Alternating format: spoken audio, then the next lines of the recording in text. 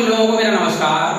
और आज का जो लेक्चर है वो है प्रकाश का परावर्तन और उसके दोनों नियम, प्रकाश के अपवर्तन और उसके दोनों नियम।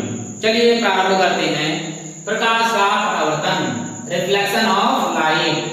जब प्रकाश किसी चिकने या पॉलिशदार सतह से टकराकर वापस उसी माध्यम में लौट जाता है तो उसे प्रकाश का परावर्तन कहते हैं। अर्थात ये जो है वो एक ही माध्यम है इधर वाला, और ये है आपका मेरा यानी शीशा, इसमें पॉलिश की गई है, जो चिकना तल भी बोला जाएगा, इसे परावर्तक पृष्ठ भी कहेंगे, क्योंकि प्रकाश की किरण इस पर टकराकर पुनः इसी माध्यम में वापस लौट जाएगी। तो जब ये किरण यहाँ से ए से बिंदु चल रही है और कहाँ जाएगी, आपतन बिंदु बी पर ये किरण आ रही है, तो इसलिए इसका नाम है आपतित किरण। आपतित किरण। और आपतन बिंदु पर टकराकर ये किरण वापस जा रही है तो इसका नाम है परावर्तित किरण।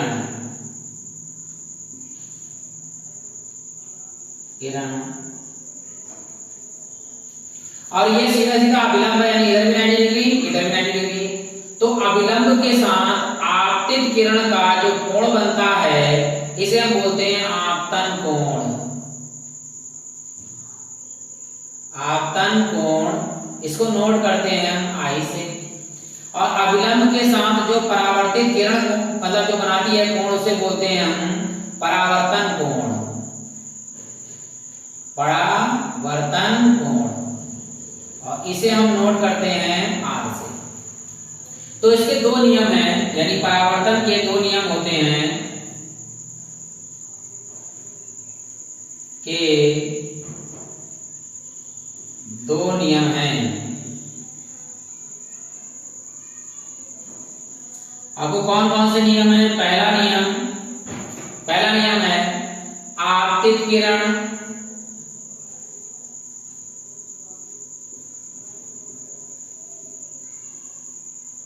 परावर्तित किरण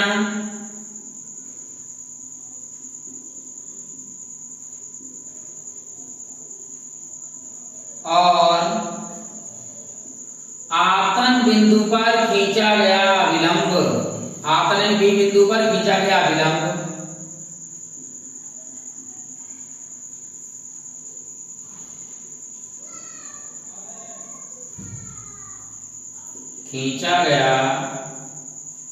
अभिलंब तीनों जो हैं एक ही तल पर स्थित होते हैं।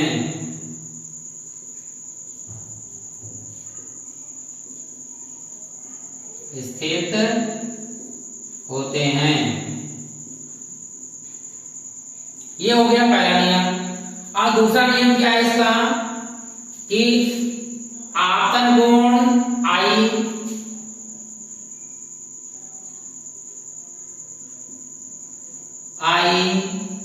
सदैव परावर्तन कोण आर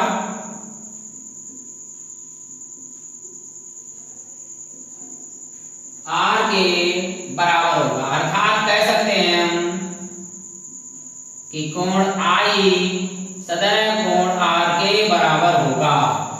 दूसरा है आपका प्रकाश का अपवर्तन, रिफ्रैक्शन ऑफ लाइट।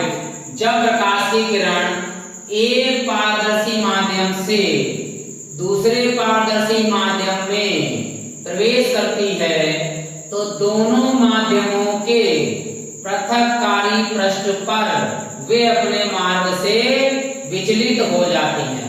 अर्थात यहाँ दो माध्यमों की बात आएगी, एक विरल माध्यम आएगा और एक सघन माध्यम आएगा। अब दोनों में अंतर क्या है भाई? विरल माध्यम वह होता है जिसमें प्रकाश की चाल सघन माध्यम से तेज हो।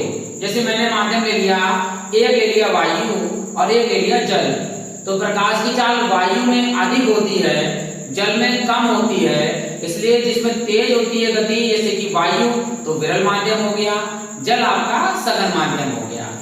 तो अब चलते हैं कि जब कोई प्रकाश किरण, अगली परिभाषा में जो आता है, जब कोई प्रकाश किरण विरल माध्यम अर्थात वायु से चलकर कांच अर्थात जल यानी सघन माध्यम में प्रवेश करती है तो जाने नहीं चाहिए सीधे, परंतु यह अभिलंब की ओर झुक जाती है।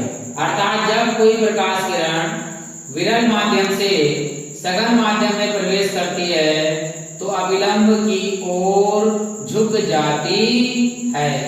तो जो आ रही है किरण, इसका नाम है आपतित किरण।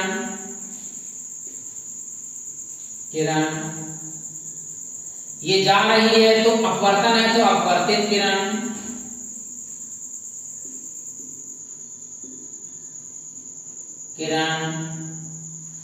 और अविलंब और आपतित किरण के बीच में जो कोण है इसे बोलेंगे हम आपतन कोण। आपतन कोण नोट करते हैं हम आई से। और ये आपतित किरण और अविलंब के बीच में जो वाला कोण बनता है इसे हम बोलते हैं अपवर्तन कोण। अपवर्तन कोण, जिसे हम आर से नोट करते हैं। इसी प्रकार से मान लीजिए प्रकाश की किरण विरल माध्यम से ना आकर सघन माध्यम से आ रही है। सघन माध्यम अर्थात कांच और जल, जिसमें प्रकाश की चाल विरल माध्यम से कम होती है, तो इसका निष्ठ उल्टा हो जाता है। जब कोई प्रकाश किरण सघन माध्यम से विरल माध्यम में जाती है तो वह अविलंब से दूर हट जाती है। अविलंब से दूर हट जाती है, अर्थात जाना चाहिए था इधर और अविलंब से दूर हट गई इधर। तो यही वही काम आपतित किरण, अपवर्तित किरण और अविलंब और आपतित किरण के बीच में जो कोण है वह है आपका कौन सा? आपतन कोण। और अविलंब और अपवर्तित वो परावर्तित किरण के बीच में, अपवर्तित किरण के बीच में है तो इसे क्या बोलेंगे? अपवर्तन कोण आर बोलेंगे। इसके भी कितने नियम हैं? इसके भी दो नियम है। अर्थात कह सकते हैं कि प्रकाश के अपवर्तन के कितने नियम होते हैं? तो प्रकाश के अपवर्तन के भी दो नियम होते हैं। पहला नियम वही है जो उसमें होता है आपतित किरण, अपवर्तित किरण और आपतन बिंदु यानी P पर खींचा गया अविलंब तीनों एक ही तल पर स्थित होते हैं। पहला नियम तो ये हो गया। अब दूसरा नियम इसमें क्या होता है कि आपतन कोण I और परावर्तित कोण R में दोनों की ज्या यानी कि आपतन कोण की ज्या साइन I और अपवर्तित कोण की ज्या साइन R का जो अनुपात है वो एक नियतांक होता है जिसे हम अपवर्तनांक कहते हैं। और इसी द्वितीय नियम को यानी अपवर्तन के द्वितीय नियम को ही स्नेल का नियम कहते हैं।